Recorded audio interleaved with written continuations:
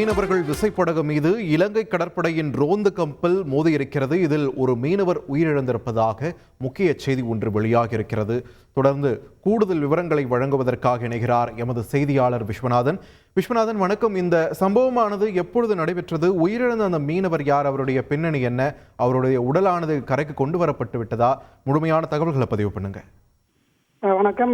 ராமேஸ்வரம் மீன்பிடி துறைமுகத்திலிருந்து நேற்று மீன் பிடிப்பதற்கான அனுமதி சீட்டை பெற்று சுமார் ஒரு 400க்கும் மேற்பட்ட விசைப்படகுல மீனவர்கள் மீன்பிடிக்க கடலுக்கு சென்றாங்க.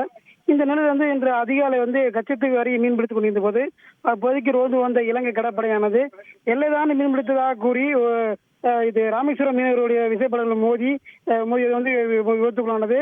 இந்த விபத்துல அந்த படகுல இருந்த 4 மீனவர் தவறி கடலுக்குள் விழுந்ததாக கூறப்படுகிறது. இதுல இலங்கை கடற்படை 3 பேரை மீட்டிருக்காங்க.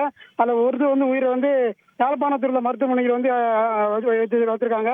இந்த நிலையில் பாத்தீங்கன்னா இலங்கை கடற்படையானது நாங்க எல்லைதான் மீன் பிடித்ததாக அவங்க கைது செய்ய முற்பட்டது. அவங்க படகை அதிவேகத்தில் இயக்க போது விபத்துக்குள்ளாகி அவங்களுடைய படகை கவிழ்ந்துருச்சு அப்படின்ட்டு அவங்க இலங்கை கடற்படையானது அவங்களோட தரப்புல இருந்து ஒரு விளக்கத்தை தெரிவிச்சிருக்காங்க. ஆனா ராமேஸ்வரம் பகுதியில் மீனவர் இலங்கை கடற்படை இவர்கள் மூழ்கடிக்க வேண்டும் என்ற நோக்கத்தோடையே நேரடியா படகுல மோதியதாக ராமேஸ்வரம் தரப்பில் உள்ள மீனவர் இலங்கை கடற்படை ஒரு குற்றத்தை தெரிவிச்சிருக்காங்க.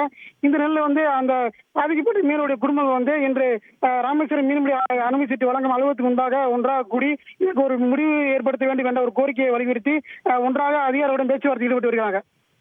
நன்றி விஸ்வநாதன், உங்களுடைய விரிவான தகவல்களுக்கு. செய்திகளை உடனுக்குடன் தெரிந்து கொள்ள உடனே சப்ஸ்கிரைப் பண்ணுங்க.